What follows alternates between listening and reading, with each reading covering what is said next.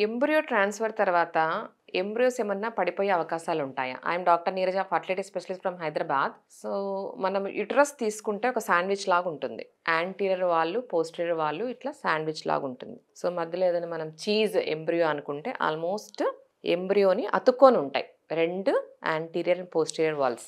So, patient ఏం పని చేసినా కూడా ఆల్మోస్ట్ జంప్ చేసినా కూడా ఎంబ్రియోస్ పడే అవకాశాలుండవు. సో, ఎంబ్రియో ట్రాన్స్‌ఫర్ తర్వాత హాస్పిటల్‌లో జస్ట్ హాఫ్ అన్ అవర్ పేషెంట్‌ని బెడ్ రెస్ట్ చెప్తాము.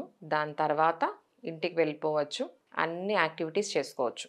రెగ్యులర్ కుకింగ్ చేసుకోవచ్చు, వర్క్ చేసుకోవచ్చు, స్టెప్స్ ఎక్కచ్చు, కింద కూర్చొని టాయిలెట్ పోవచ్చు, ఇండియన్ టాయిలెట్ వాడొచ్చు, ఆఫీస్‌కెళ్ళొచ్చు, అన్ని పనులు చేసుకోవచ్చు. కాకపోతే వీళ్ళు ఎంత హ్యాపీగా ఉంటే సో, అంత బావుంటుంది. కొంతమంది చాలా యాంగ్షియస్‌గా ఉంటారు. సో, రోజు యూరిన్ ప్రెగ్నెన్సీ టెస్ట్ చేసేసుకుంటూ ఉంటారు. నెగెటివ్ వస్తే టెన్షన్ పడిపోతూ ఉంటారు. సో, ఇది నాట్ అడ్వైజబుల్. సో, వీళ్ళకు మెడికేషన్స్ ఎక్కువుంటాయి కాబట్టి, కాన్‌స్టిపేషన్ ఉంటుంది కాబట్టి, ఎక్కువ వెజిటబుల్స్, ఎక్కువ ఫ్రూట్స్ తీసుకోమంటాం. ఎక్కువ వాటర్ తీసుకోమంటాం. And Mediterranean diet, nuts, seeds, non vegetarian తగ్గించుకొని ఫైబర్ రిచ్ డైట్ తీసుకోవాలి. సో, వీళ్ళెంత హ్యాపీగా ఉంటే, ఎంత హ్యూమరస్‌గా ఉంటే అంత పాజిటివ్ వైబ్స్ ఉంటాయి కాబట్టి రిజల్ట్స్ కూడా బావుంటాయి. ఇంకొకటి ఇంపార్టెంట్ ఏందంటే వీళ్ళకు ప్రొజెస్ట్రోన్స్ అడ్వైస్ చేస్తాం. Progesterone is nothing but immuno modulator. So, దీనివల్ల ఒక్కొక్కసారి ఇమ్యూనిటీ తగ్గిపోతుంది. సో, దీనివల్ల ఇన్ఫెక్షన్స్ ఈజీగా వచ్చే అవకాశాలుంటాయి కాబట్టి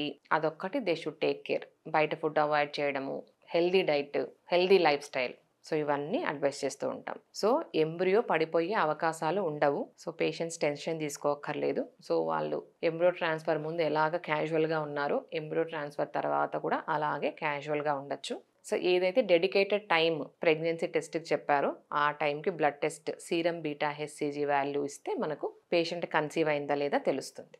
థాంక్ యూ.